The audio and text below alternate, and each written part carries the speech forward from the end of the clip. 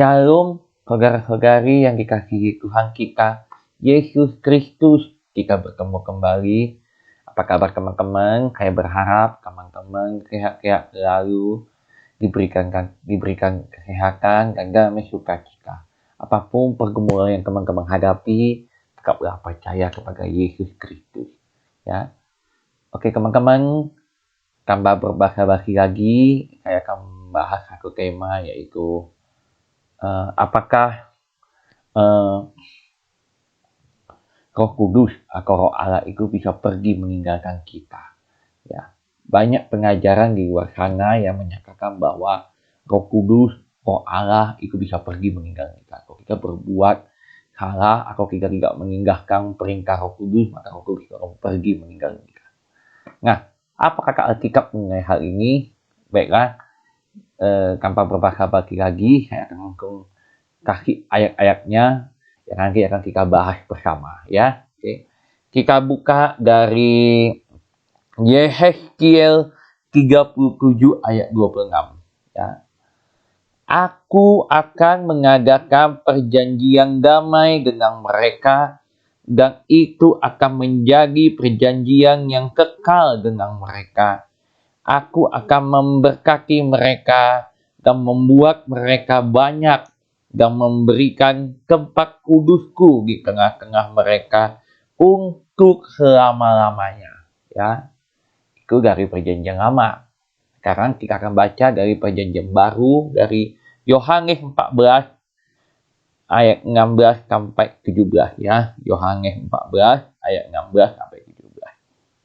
Aku akan minta kepada Bapa, dan Ia akan memberikan kepadamu seorang penolong yang lain, supaya Ia menyertai kamu selama-lamanya.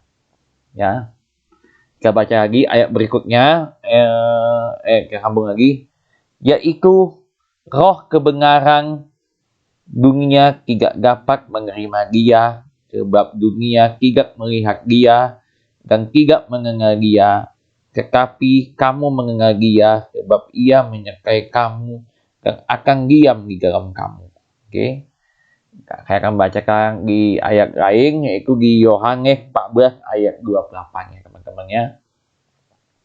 Kamu telah mendengar bahwa aku telah berkata kepadamu, aku pergi, tetapi aku datang kembali kepadamu.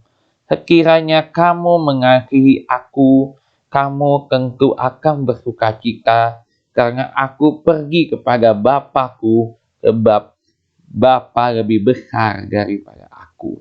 Oke teman-teman, kita sudah lihat, ya, bagaimana kisah di Yehezkiel ini sebenarnya membuahkan tentang bangsa Israel. Ya, kisah nyata. Tapi pada akhirnya kalau di zaman sekarang itu disebut sebagai metafora. Ya, teman-teman, ya, ia melihat tulang-tulang yang dibangkitkan dengan firman Tuhan melalui perantara Nabi Yehezkiel. Ya, teman-teman.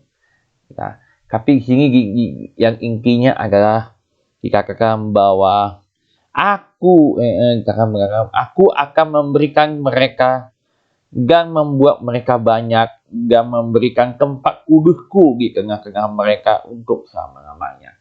Memberikan tempat kudus, ya teman-teman, ya. Berarti Allah tinggal di dalam diri bangsa Israel, di dalam orang-orang yang dikasihinya, di dalam kita sebagai orang-orang percaya.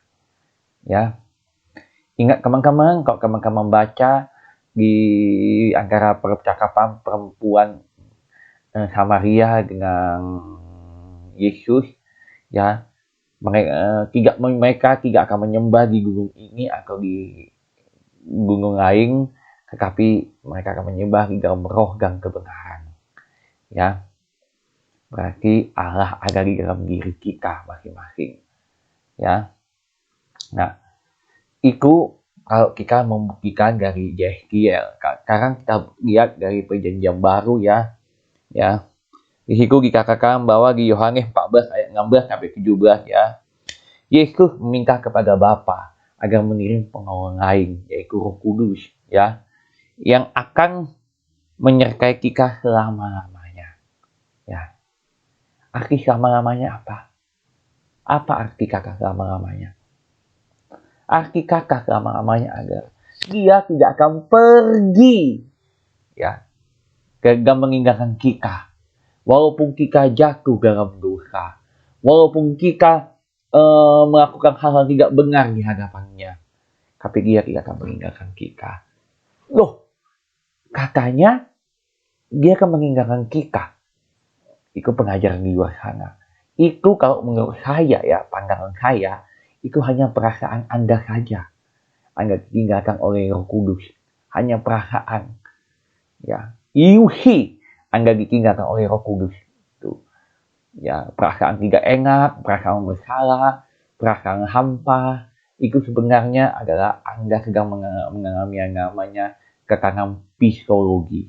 Ya, ya, itu hanya perasaan Anda. Tapi coba Anda perhatikan baik-baik bahwa Anda tidak akan ditinggalkan oleh Roh Kudus karena dia selalu menghibur Anda, memberikan firman-Nya kepada Anda, memberikan penerangannya kepada Anda. Karena itu adalah janji Yesus sebelum naik ke surga. Dia akan meminta kepada Bapa untuk memberikan penolong yang lain kepada setiap kita, orang-orang yang mengasihinya. Oke, teman-teman. Nah, kalau kita baca lagi teman-teman, ya, kamu telah mendengar bahwa aku telah berkata kepadamu, aku pergi tapi aku akan kembali kepadamu. Ya, kiranya kamu mengasihi aku, kamu tentu akan bersuka cita karena aku pergi kepada Bapakku, sebab Bapa lebih berkata kepadaku. Ini di Yohanes 14 ayat 28. Ya.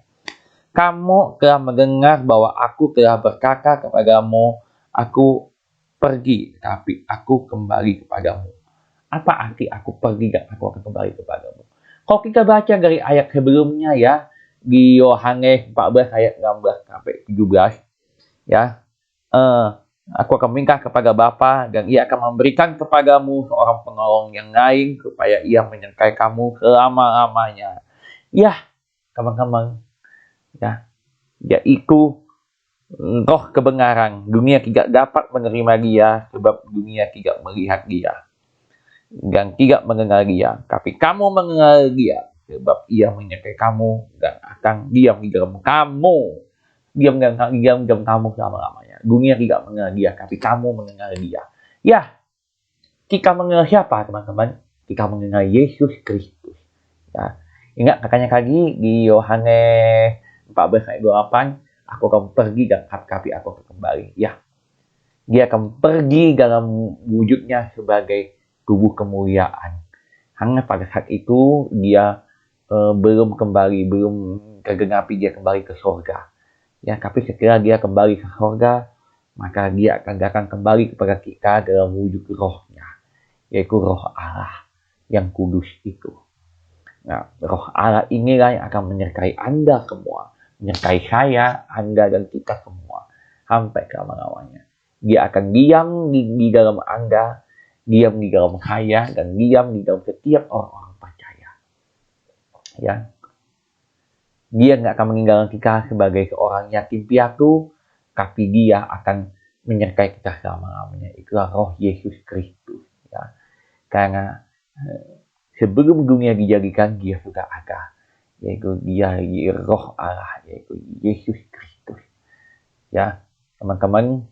Jadi teman-teman udah paham kan bahwa roh Allah tidak akan pergi meninggalkan kita sampai selama-lamanya.